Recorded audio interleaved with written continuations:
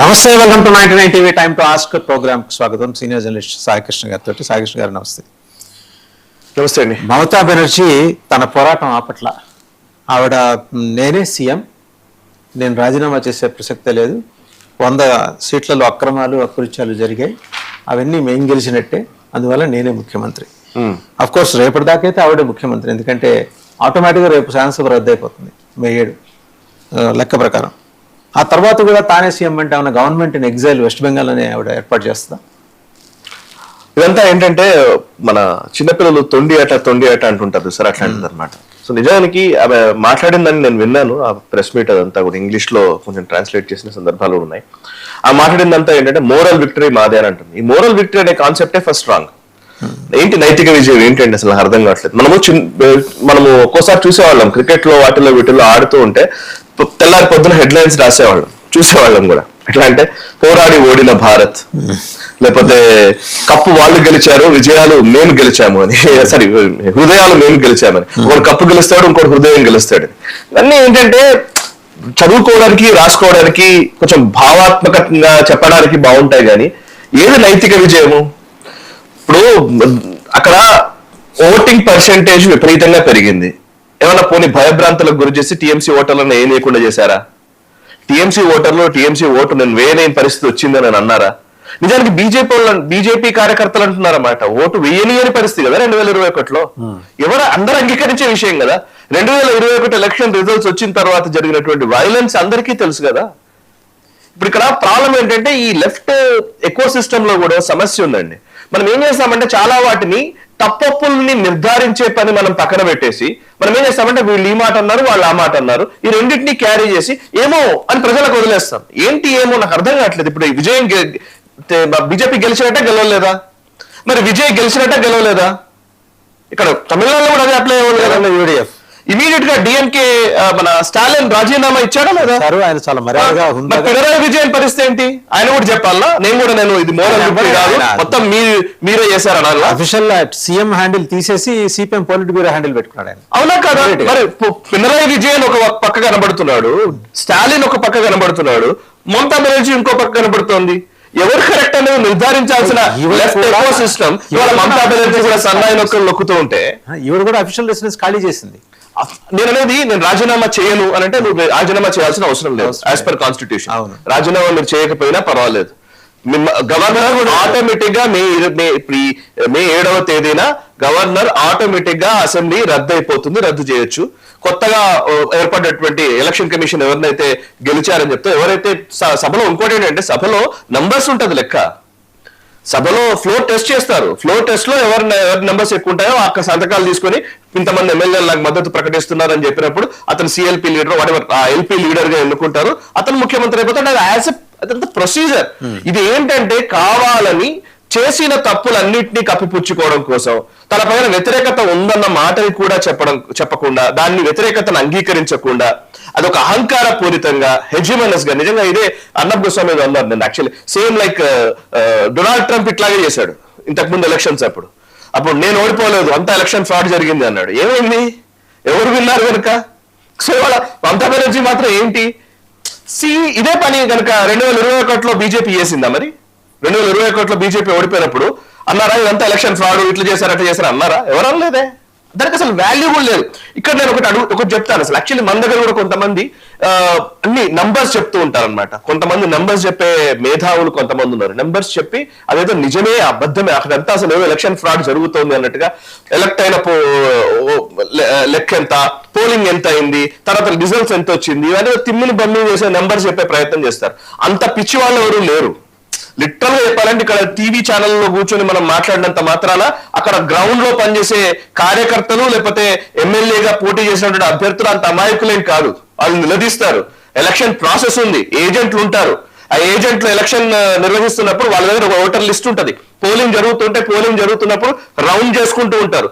ఈ ఏజెంట్ల దగ్గర ఉన్న లిస్ట్ కి మిగతా ఎలక్షన్ కమిషన్ ఇచ్చిన లిస్ట్ కి బేరీజ్ వేసుకున్న తర్వాతనే దానికి క్లోజ్ చేస్తారు ఎలక్షన్స్ ని. అది అయిపోయిన తర్వాత ఓటింగ్ జరిగిన తర్వాత కూడా అదొక ప్రాసెస్ ఉందండి.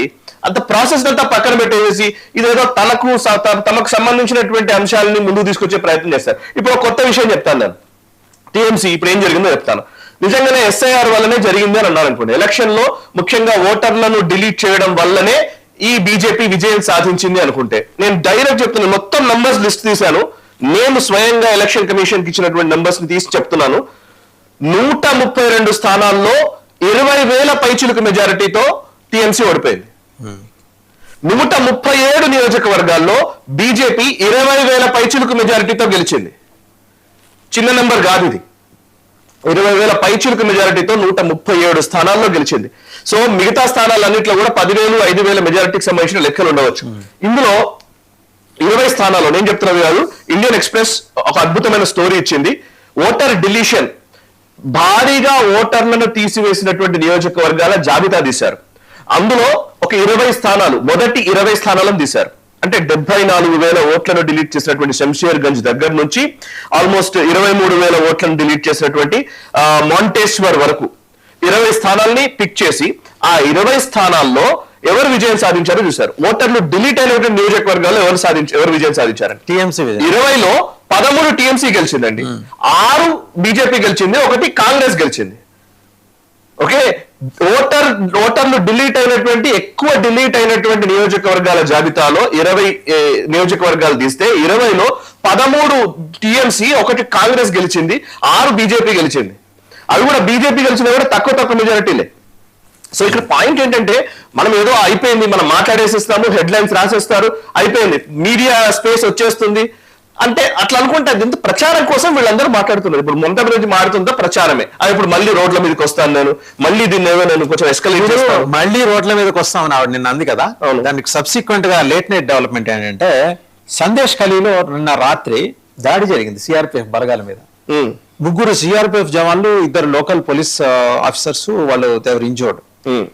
అది ఎంత సమస్యాత్మక ప్రాంతం అంటే ఇంత ఆవిడ ఎప్పుడైతే ఆ టోన్ వినిపించిందో ఇమీడియట్ గా అలర్ట్ అయిపోయారు టీఎంసీ క్యాడర్స్. అంటే ఆమె ఏం చెప్పాలనుకుంటుందంటే, ఇది యాక్చువల్లీ 2021 నుంచి జరుగుతున్నదే.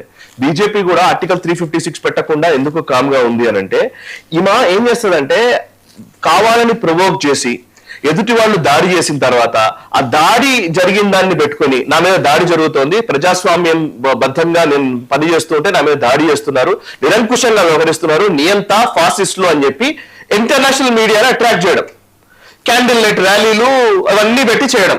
సో వీటి కోసమని మమతా బెనర్జీ ప్రయత్నం చేస్తోంది. అంటే మోదీని ఆయన ఒక నిరంకుశమైనటువంటి వ్యక్తిగా చూపించడం కోసం వీళ్ళు తీసుకుంటున్న ప్రాసెస్ ఏంటి అని అంటే, ఫస్ట్ ఉద్యమం చేస్తారు. దీని మీద ఒక బుక్ వచ్చిందండి, యాక్చువల్లీ జీన్ షార్ప్ అని ఒకతను రాసిన పుస్తకం ఇది. డెమోక్రటిక్ వేస్ లో అంటే ప్రజాస్వామ్యయుతంగా ఎన్నికైన ఒక ప్రభుత్వాన్ని ప్రజాస్వామ్య పద్ధతుల్లో ఎలా దించడం అనే దాని మీద ఆయన ఒక బుక్ రాశాడు. ఇది డీప్ స్టేట్ ఎజెండా. దాంట్లో భాగంగానే వీళ్ళందరూ అదే చేస్తారనమాట. ఫస్ట్ వీడే దాడి చేస్తారు, దాడి చేసి వాళ్ళ ఎదుటోడు దాడి చేసిన తర్వాత సో విక్టిమ్ కార్డ్ ప్లే చేస్తారనమాట. ఈ బాధితులుగా ప్లే చేసి దాన్ని దేశవ్యాప్తంగా తీసుకెళ్లి ఆ పర్టికులర్ విజువల్స్ ని ప్రమోట్ చేసి ఇంటర్నేషనల్ మీడియా కాచుకొని కూర్చొని దీన్ని ప్రచారం చేసి, సో అట్లా ఒక స్ట్రాటజిక్ గా ప్రమోట్ చేస్తుంది మమతా బెనర్జీ. ఇవాళ సిఆర్పిఎఫ్ జవాన్ల మీద దాడి చేశారన్నారు. ఇందాక దాడి చేసిన తర్వాత సిఆర్పిఎఫ్ కనుక రిటర్న్ దాడి చేయండి, ఇమీడియట్ చూసారా జులుం ప్రదర్శిస్తున్నారు, పోలీస్ జులుం, ఇది లేకపోతే బలగాలను పెట్టుకుని బీజేపీ ఆట ఆడుతోంది, ఇవన్నీ మాట్లాడడం మొదలు పెడతారు అనమాట. ఇదొక ప్రాసెస్ లో భాగంగా, ఒక కాన్స్పిరసీలో భాగంగా జరుగుతున్నటువంటి కుట్ర. నేనేమంటానంటే, అసలు బీజేపీ నిర్ద్వంద్వంగా వ్యవహరించాలి. యాక్చువల్లీ బీజేపీని వాళ్ళు ఎన్నుకున్నదే మిమ్మల్ని లా అండ్ ఆర్డర్ పరిరక్షిస్తారని కదా. నిజంగా మాట్లాడు. ఇంకొక ఇన్సిడెంట్ చెప్తా అండి. హౌరా ఉదయనారాయణపూర్ లో నిన్న రాత్రి బీజేపీ యాక్టివిస్ట్ జాదవ్ బార్ని చంపేశారు టీఎంసీ కార్యకర్తలు. అది కేసు వాజ్ రిజిస్టర్డ్ దేవీపూర్ విలేజ్ దగ్గర. పోస్ట్ పోల్ వైలెన్స్ అంటే ఆవిడ ఎప్పుడైతే మాట్లాడిందో, ఇలా ఉద్యమం చేస్తాం రెచ్చగొట్టిందో, ఇమీడియట్ గా 2 వేరు ఇన్సిడెంట్స్. సందేశ్ ఖలీలో ఒకటి, ఇక్కడేమో హౌరాలో హార్ట్ ఆఫ్ బెంగాల్లో జరిగింది. 45 ఏళ్ళు ఆయన జాదవ్ బార్ అని ఆయన విక్టరీ సెలబ్రేషన్స్ చేసుకుని ఆయన వస్తున్నాడు, సామాన్యంగా వస్తుంటే ఆపి మరీ చంపేశారు ఆయన. ఎగ్జాక్ట్లీ ఇదే జరుగుతూనే ఉంటుంది అంతే. మమతా ఏంటంటే ఆ గూండాలు వాళ్ళు పొలిటికల్ పార్టీ నీడలో గూండాలు పనిచేస్తే ఎలా ఉంటుందండి? రౌడీ షీటర్లు లేకపోతే క్రిమినల్స్, గూండాలు పొలిటికల్ పార్టీ నీడలో ఎలా పనిచేస్తే ఎలా ఉంటుందో ఇప్పుడు మనం డైరెక్ట్ గా చూస్తున్నాం. నిస్సిగ్గుగా నిజంగా మమతా బెనర్జీ వ్యవహార శైలిని ఖండించకుండా ప్రజాస్వామ్యవాదులని చెప్పే వాళ్ళు, మేధావుల పేరిట ఉన్నటువంటి వాళ్ళు మమతా బెనర్జీని సపోర్ట్ చేయడం ఉంటుంది చూసా, అది దౌర్భాగ్యం. ఈవెన్ మన తెలుగునాట కూడా ఇదే జరుగుతోంది. అసలు బేసికల్ జరుగుతున్న బెంగాల్లో జరుగుతున్నటువంటి గాథలు మీరు అక్కడ ఉన్న వాళ్ళతో మాట్లాడుతుంటే కథలుగా చెప్తారండి. కన్నీటి పర్యంతం అవుతున్నారు. వాళ్ళు సెలబ్రేట్ చేసుకుంటున్నారు. ఎట్లా తెలుసా? It is almost like a freedom to them. వాళ్ళకి స్వాతంత్ర్యం లాంటిది ఈ రోజు. బీజేపీ ఏం చేస్తుంది? బీజేపీని పక్కన పెట్టండి, అట్లీస్ట్ అక్కడ ఉన్న మనుషుల పట్ల కనీస దయ లేదా? మనం కాశ్మీర్ లో ఇదే చూసాం. నేను వెళ్ళొచ్చానండి. కాశ్మీర్ లో ఉన్నటువంటి వాళ్ళు నా కళ్ళెదుట నాకు నాతో డైరెక్ట్ గా చెప్పిన మాటలు, పండిట్స్ వాళ్ళు అక్కడ నుంచి బయటకు వచ్చిన వాళ్ళు, అవన్నీ అసలు అవసరమే లేదు మనకి. అక్కడ ఉన్న గుళ్ళు తగలబెట్టేశారు. దాని గురించి ఎవరూ మాట్లాడరు. 30-40 ఏళ్ల నుంచి మనం కాశ్మీర్ జనసైడ్ జరిగితే ఒక్క మాట మాట్లాడనటువంటి దేశంలో మనం ఉన్నామా? బెంగాల్లో జరుగుతున్నటువంటి గురించి కనీసం మాట్లాడమా? బెంగాల్లో నిజంగా ఇప్పుడు మమతా బెనర్జీ రాజకీయ పార్టీ నాయకురాలు కావచ్చు కాక ఆమె రాజకీయ పద్ధతిలో ప్రజాస్వామ్యయుతంగా చేసినటువంటి ఒక ఎన్నికలో ఓడిపోయింది నిజంగానే. అందులో ఓటర్ డిలీషన్ జరిగింది, ఇంకోటి అని అంటే ఎస్, సుప్రీంకోర్టు ఉంది కదండి, కోర్టులు ఉన్నాయి. మీరు ఏమీ లేదండి, కోర్టు ఉంది. గో టు కోర్టుకు వెళ్ళండి, కోర్టులో మీరు పోరాడండి. మనం అప్పుడు కూడా చూసాం కదా, ఈవెన్ ఇందిరాగాంధీ గారి ఎన్నిక విషయంలో సుప్రీంకోర్టు తీర్పునిచ్చింది. అండ్ ఇక్కడ ఇంకో ప్రాబ్లం ఏంటంటే గత 10 సంవత్సరాల్లో ఎలక్షన్ ఫ్రాడ్ గురించి మాట్లాడుతున్నారు. నేను గత 70 ఏళ్లలో ఎంత ఫేర్ గా ఎలక్షన్స్ జరిగాయి, అసలు మన భారతదేశంలో ఎంత ఫేర్ గా గతంలో జరిగాయి మనకు తెలుసా? గుర్తుందా? అసలు ఓటర్ మన పోలింగ్ బూతుల్ని క్యాప్చర్ చేసిన సందర్భాలు ఎన్ని, ఎంతమంది రిగ్గింగ్ చేసినటువంటి ఓట్లు ఎన్ని? కొన్ని నియోజకవర్గాలు అయితే డైరెక్ట్ గా రిగ్గింగ్ కదా, ఓడిపోతామని తెలిస్తే ఆ బ్యాలెట్ బాక్సుల్లో ఇంకులు పోసినటువంటి సందర్భాలు మనకు గుర్తులేవా? మనకు తెలియదా? నేను చిన్నప్పుడు నిజంగా ఇప్పుడు మాట్లాడుతున్నాం ఈవీఎంల గురించి. ఈవీఎంలు 2004లో ఈవీఎంల ద్వారానే మా యూపీఏ ప్రభుత్వం వచ్చింది. 2009లో ఈవీఎంల ద్వారానే యూపీఏ ప్రభుత్వం వచ్చింది. అప్పుడు ఈవీఎంల మొరాయింపు అనే కథనాలు వినేవాళ్ళం మనం. మీకు గుర్తుందా సార్? మనం ప్రతిసారి పోలింగ్ రోజు ఈవీఎంలు మొరాయిస్తున్నాయి, చాలా గంటల తరబడి వేచి చూస్తూ ఉన్నారు. మనం మాట్లాడామా లేదా? మొదట్లో ఫస్ట్ ఈవీఎంల గురించి కూడా మనం మాట్లాడితే ఈవీఎంలో ఫస్ట్ ఏమన్నారు? ఏ బటన్ నొక్కినా బీజేపీకే వెళ్తుందట అన్నారు. మరి కాంగ్రెస్ పార్టీకి వెళ్ళిందా యూపీఏ టైంలో? సరే, దానికి కూడా క్లారిటీ వచ్చింది. ఒక వీవీప్యాట్ మిషన్ నోట్ వచ్చింది. వీవీప్యాట్ మిషన్ లో మనం కొట్టిన తర్వాత ఇమీడియట్ గా మనకు స్లిప్ అక్కడ కనబడుతుంది. ఒకవేళ ఏమైనా ప్రాబ్లమేటిక్ గా అనిపిస్తే ఈ వీవీప్యాట్ల లెక్కింపు కూడా కొన్ని సందర్భాల్లో చేస్తున్నారు. దానికి కూడా సుప్రీంకోర్టు చెప్పింది, ఓకే అయింది. అది కూడా మనం మార్చుకుంటూ వస్తున్నాం. ఇది ఇప్పుడు ఎస్ఐఆర్ అనగానే వాళ్ళ కొత్తగా మనం ఏం మాట్లాడతలేం. ఎలక్షన్ లో ఓటర్ లిస్ట్ ని రూపొందించే ఒక బాధ్యత ఎలక్షన్ కమిషన్ కి అప్పగించాం మనం. ఓటర్ లిస్ట్ ని మేనేజ్ చేయడము, అందులో ఉన్న వాళ్ళని తీసేయడము, ఉంచడము, అదంతా కూడా ఎలక్షన్ కమిషన్ చూసుకుంటుంది. ఒకవేళ నిజంగా మీకు అంత ప్రాబ్లం ఉంటే సుప్రీంకోర్టుకి వెళ్ళారు కదా, మమతా బెనర్జీ వెళ్ళింది కదా. నాకు ఒక విషయం యోగేంద్ర యాదవ్ మాట్లాడతాడు. నిజంగా నాకు చాలా ఆశ్చర్యంగా అనిపిస్తుంది. ఆయన మేధావి పేరు మీద, ఆయన సెఫాలజిస్ట్ పేరు మీద మాట్లాడతాడు. యోగేంద్ర యాదవ్ ఎలక్షన్, నిజంగా సార్ వాసు గారు, ఎలక్షన్ రిజల్ట్స్ కి కొన్ని రోజుల ముందు, ఒక 2-3 రోజుల ముందు అనుకుంటా, యోగేంద్ర యాదవ్ ఒక ఇంటర్వ్యూలో ఎక్కడో చెప్తూ ఉన్నాడు. ఏమంటాడంటే ఎస్ఐఆర్ అనేది భారతీయ జనతా పార్టీ ఏదో చేయాలనుకుని మొదలుపెట్టింది, కానీ అది భారతీయ జనతా పార్టీకే బూమరాంగ్ అయింది. మమతా బెనర్జీ విజయం సాధిస్తోంది. ఎస్ఐఆర్ పనిచేయలేదు. ఎస్ఐఆర్ వల్ల బీజేపీ ఓట్లే చాలా పోయాయి, హిందూ ఓట్లు చాలా పోయాయి, వాళ్ళకి అది అర్థం కాలేదు. సో ఇప్పుడు మమతా బెనర్జీ గెలుస్తుంది అన్నాడు 2 రోజుల క్రితం. ఇప్పుడు లేదు అసలు అంతా మమతా బెనర్జీ ఎలక్షన్ ఫ్రాడ్ జరిగింది అంటాడు. వీళ్ళకి ఏం క్రెడిబిలిటీ ఉందండి? సో నిజంగా చెప్తున్నాను నేను. అంటే ప్రతి ప్రాంతంలో ఇదే పరిస్థితి. ఒకరు చేస్తేనేమో న్యాయము, ఇంకోటి చేస్తే అన్యాయమా? ఇది ఎవరు మాట్లాడాలి? స్టేట్స్మెన్స్ కరువయ్యారా? మనం మీడియా లేదా? ఇప్పుడు ఏదైనా జరిగితే మీడియా ఇలా మాట్లాడే వాళ్ళే సందేశ్ ఖాళీలో షేక్ షాజహాన్ గురించి, అలాగే మాల్లాలో అతను జహాంగీర్ ఖాన్ గురించి ఎందుకు మాట్లాడరు? Selective approach, selective duplicity, hypocrisy. ఇది హిపోక్రసీ. అంటే వీళ్ళు ఏమంటారంటే ఆ జహంగీర్ ఖాన్ ని కూడా మేము ఖండిస్తాము కానీ అని మొదలుపెడతారు.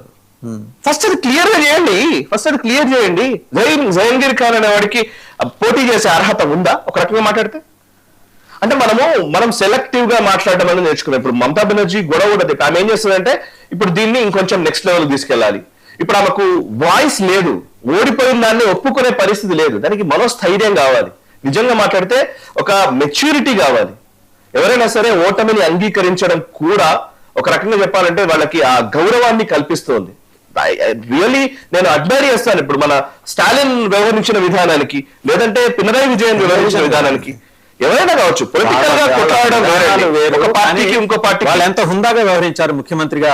వాళ్ళ పార్టీ అధికారం కోల్పోయిన తర్వాత వాళ్ళు ఎంత హుందాగా వ్యవహరించారు వాళ్ళు. అవును, పొలిటికల్ గా ఏమన్నా అపోనెంట్ పొలిటికల్ గా వైరుధ్యాలు ఉండవచ్చు, ఇంకోటి ఉండొచ్చు కానీ రాజకీయ వైరుధ్యాలు వేరు, ఈ శత్రుత్వం వేరు. ఈవిడ శత్రుత్వం, వైరం. ఇది ఎలా అంటే తను ఇప్పుడు మరి ముస్లిం ఓట్లు బయట దేశాల నుంచి వచ్చిన వాళ్ళు, సరే ఇప్పుడు ఇక్కడ ఉన్నటువంటి వాళ్ళందరినీ మనం అడుగుదాం. నిజంగా బంగ్లాదేశ్ నుంచి వచ్చినటువంటి వాళ్ళు చొరబాటుదారులు బెంగాల్లో ఉన్న మాటను ఒప్పుకోరా? ఒప్పుకుంటారు కదా. ఒప్పుకున్న వాళ్ళు బెంగాల్లో ఉన్నారన్న విషయాన్ని ఒప్పుకుంటారా లేదా? చొరబాటుదారులకి ఓటు హక్కు ఇవ్వాలని రాజ్యాంగం చెప్తోందా? చెప్పట్లేదు కదా. రాజ్యాంగం ఈ దేశంలో పుట్టిన ఈ దేశపు పౌరులకే చెందాలని కదా రాజ్యాంగం చెప్తోంది. మరి ఇంకా రాజ్యాంగాన్ని ఏం కాపాడుతున్నారు వీళ్ళు? పోనీ ఇప్పుడు ఇందులో కూడా మథువా ఓట్లు కూడా చాలా ఉన్నాయి. మీరు ఇండియన్ ఎక్స్ప్రెస్ కథనంలో చూస్తే తెలుస్తుంది. మథువా కమ్యూనిటీ, హిందూ కమ్యూనిటీకి సంబంధించిన ఓట్లు కూడా చాలా ఉన్నాయి. దానికి మోదీ ప్రభుత్వం వీళ్ళు ఏం చెప్పారంటే వాళ్ళకి భరోసా ఇచ్చే ప్రయత్నం చేశారు. సో హిందువులకు ఇస్తారా, ముస్లింలకు ఇస్తారా అంటే పక్కనున్న దేశాలు ముస్లిం దేశాలు. There is no doubt, there is no dispute here. అంటే మన దగ్గర ప్రాబ్లం ఏంటంటే మన దేశంలో ఈ ప్రజాస్వామ్యం పేరు చెప్పి, రాజ్యాంగం పేరు చెప్పి, ఆ రాజ్యాంగపు విలువలనే కాలరాసేటువంటి పరిస్థితులు చాలా వచ్చాయి. మావోయిస్టులు కూడా అదే ప్రాబ్లం. మావోయిస్టులు కూడా వాళ్ళు రాజ్యాంగమే కుదరదంటారు, బూర్జువా రాజ్యాంగం అని చెప్తారు. మళ్ళీ రాజ్యాంగం కల్పించిన హక్కులు కావాలి, మానవ హక్కులు ఉండాలి. మరి రాజ్యాంగం కల్పించిన హక్కులు ఎందుకు ఉండాలి నీకు? రాజ్యాంగం ఒప్పుకోవట్లేదు కాబట్టి మరి మీరు ఒప్పుకుంటున్నారు కదా అంటారు. ఇదంతా వితండవాదం చేసి ఇక్కడ ఏదో తిమ్మిని బమ్మిని చేసి మేధావుల పేరిట చలామణి అవుతున్నారు. దాన్ని ఈ రోజు యూత్ ఒప్పుకోవట్లేదు. యాక్చువల్లీ మనం గుర్తించాల్సిన విషయం ఏంటంటే హిందూ రెనాజన్స్ ఈ దేశంలో వచ్చింది. ఈ చైతన్యాన్ని గుర్తించకపోవడం వల్ల, అంటే ఒక వర్గాన్ని మీరు సంతృప్తి పరచడంలో ఇంకొక మెజారిటీ వర్గాన్ని మీరు చాలా కాలం పాటు విస్మరించారన్న విషయం మీరు గుర్తించకపోవడం వల్ల మీరు ఓడిపోతున్నారు. అండ్ ఇంకోటి సార్, ఇప్పుడు హిందూ ఓట్ ఎలా కన్సాలిడేట్ అయిందో ముస్లిం ఓట్ లో కూడా డివిజన్ వచ్చిందనే దానికి ఇండికేషన్ అక్కడ కనిపిస్తుంది. హుమాయూన్ కబీర్ 2 చోట్ల కంటెస్ట్ చేశాడు, 2 చోట్ల గెలిచాడు. అవును. అలాగే ISF, ఇండియన్ సెక్యులర్ ఫ్రంట్ అనుకుంటాను, వాళ్ళు ఒక చోట గెలిచారు. తృణమూల్ కాంగ్రెస్ నుంచి 2 ముస్లిమ్స్ గెలిచారు. ఇది కాక ఇంకొకళ్ళు కాంగ్రెస్ నుంచి ఒకళ్ళు గెలిచారు. కాంగ్రెస్ నుంచి గెలిచిన 2 Farakka, Raninagar, 2 Muslims. And AJUP నుంచి గెలిచిన 2 నియోజకవర్గాలు ఒకడే హుమాయూన్ కబీర్ గెలిచాడు, ఒకడే ముస్లిం. అండ్ CPM గెలిచినటువంటి దోమ్కల్ నియోజకవర్గంలో ముస్తఫిజుర్ రహమాన్ ముస్లిం. AASF నుంచి గెలిచినటువంటి భాన్గర్ లో నవ్సాద్ సిద్దికీ ముస్లిం.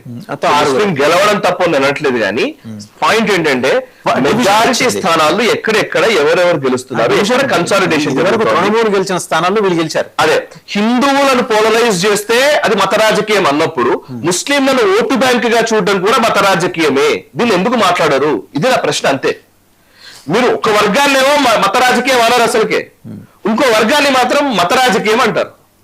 దాడులు ఎవరి మీద జరుగుతున్నాయి? ఇప్పుడు మీరు ఇందులో గెలిచిన 3 ఉన్నారండి, 3 మహిళలు ఉన్నారండి. అసలు వాళ్ళను ఖచ్చితంగా మనం గుర్తుంచుకోవాలి. ఇవాళ మహువా మొయిత్రానో సాగరికా ఘోషో కాదు, ఇవాళ బెంగాల్ విమెన్ ఐకాన్స్ వీళ్ళు. నేను చెప్తాను, సందేశ్ ఖాళీ రేప్ విక్టిమ్ రేఖా పాత్ర, ఆమెకు టికెట్ ఇచ్చారు, ఆమె గెలిచింది, TMC అభ్యర్థిని ఓడించింది.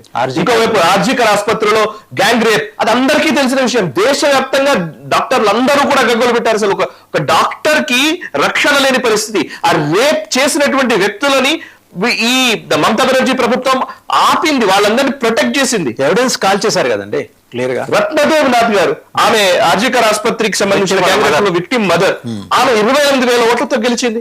ఒక 10 మనిషికి టికెట్ ఇచ్చారండి, కవితా మాజీ, ఆమె 12,000 ఓట్లతో గెలిచింది. ఈవెన్ ఆమ్ ఆద్మీ పార్టీ కూడా అట్లాంటి పనే చేసింది. మనం దాన్ని బాగా గొప్పగా హెడ్లైన్స్ లో రాశాం కదా. బట్ ఇక్కడ వీళ్ళ విషయంలో ఎందుకు రాయాలి? బీజేపీ తరఫున గెలిచారా? ఇది ఎక్కడ కూడా ఆమ్ ఆద్మీ పార్టీ, మనం పంజాబ్ లో నిజంగా నేను దాన్ని ఒప్పుకుంటాను. ఆమ్ ఆద్మీ పార్టీ ఒక మొబైల్ షాప్ రన్ చేస్తున్నటువంటి, ఒక మొబైల్ రిపేర్ షాప్ నడుపుతున్నటువంటి వ్యక్తికి కూడా టికెట్లు ఇచ్చారు. అతి సామాన్యమైన వ్యక్తులకు టికెట్లు ఇచ్చారు, వాళ్ళు గెలిచారు. అది ఒక వేవ్, ఒక సునామీ లాంటి ఒక వేవ్ వచ్చినప్పుడు విజయ్ డ్రైవర్ కొడుకు గెలిచాడు. అవును, అబ్బాయిని చదివించాడు విజయ్. LKG నుంచి బీటెక్ దాకా చదివిస్తే ఇప్పుడు అది నుంచో పెడితే ఎమ్మెల్యే గెలిచాడు. ఇంకో ఆటో డ్రైవర్ గెలిచాడు. ఇలాంటి వాళ్ళ గురించి కూడా మాట్లాడాలి. ఆటో డ్రైవర్ గెలిచాడు, డ్రైవర్ కొడుకు గెలిచాడు. మీరు అన్నట్టుగా ఎవరు ఇప్పుడు ఇంకోటి ఏంటంటే అసలు ముఖ్యమంత్రి ఒక్క మమతా బెనర్జీ ఓడిపోలే. మమతా బెనర్జీ మాత్రమే కాదు, అక్కడ అంతకుముందు అమరీందర్ సింగ్ ఓడిపోయాడు. ఇప్పుడు నిన్న మన కొలత్తూరులో స్టాలిన్ ఓడిపోయాడు. స్టాలిన్ ముఖ్యమంత్రి ఓడిపోయాడు. మీరు అప్పుడు ఎన్టీఆర్ గారి హయాంలో చిత్తరంజన్ దాస్ ఎన్టీఆర్ ని ఓడించారు. మరి ఎన్టీఆర్ ని ఓడించారండి. అంటే ఓకే, గెలుపోవటంలో సహజము. ఒక్కోసారి ఓడిపోతారు, ఒక్కోసారి గెలుస్తారు.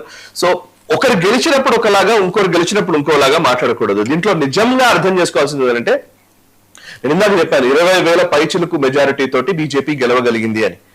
అంటే 137 స్థానాల్లో బీజేపీ గెలవగలిగింది. It is not just because of SIR. Maybe SIR వల్ల కొంత జరిగి ఉండవచ్చు, నాకు తెలియదు, జరిగితే జరగవచ్చు. అది కరెక్ట్ గా ఓటర్ లిస్టు దాని మీద ఒకవేళ నిజంగానే సమస్యలు ఉన్నాయి, ఎలక్షన్ ఫ్రాడ్ జరిగింది, మీ దగ్గర ఆధారాలు ఉంటాయి, ప్రూఫ్స్ ఉంటాయి, గో టు కోర్ట్. సో మనం అన్నింటినీ నేను ఏ వ్యవస్థని నమ్మను, నేను చెప్పింది నిజము అని అంటే కుదరదు కదండి. న్యాచురల్ గానే ఒకసారి కొన్ని దేశాల్లో కొన్ని రాష్ట్రాల్లో ఒకసారి మనకు కొన్ని సార్లు మనకు తప్పు. ఇప్పుడు మనం ఒక దగ్గరికి వెళ్తాము, వెళ్ళినప్పుడు ఎక్కడో ఎవరో పోలీసులు ఎక్కడో అదేంటి నాకాబందీ పెడతారు, నేను ఇవ్వను, నేను చూపించాను, నాకు తెలియదు, నేను మాట్లాడను, నన్ను దొంగ అనుకుంటున్నావు అంటే రూల్ అంటే నువ్వు అది ప్రాసెస్ లో భాగంగా నువ్వు ఒప్పుకోవాల్సిందే. సెర్చ్ చేస్తానంటే లా ఆఫ్ ద ల్యాండ్ అండి, అది లా ఆఫ్ ద ల్యాండ్. దాన్ని అసలు మనం ఎలా అంటాము? ఇప్పుడు మనం ఇంకో లెక్క చెప్తున్నాడు, ఒక పోలీస్ అధికారి ఉంటాడు, ఆ పోలీస్ అధికారి నువ్వు లంచం తీసుకున్నావు కదా, నువ్వు నన్ను ఎలా చెక్ చేస్తావనంటే కుదరదు, అలా కుదరదు. సో అదంతే, మనం వ్యవస్థలు అట్లా డాట్స్ కనెక్ట్ చేస్తే ఒకసారి. ఎందుకంటే నేను సిఆర్పిఎఫ్ బలగాలకు వాళ్ళు ఎందుకు ప్రభుత్వం అలా కంటిన్యూ చేయాలనుకుంటే దానికి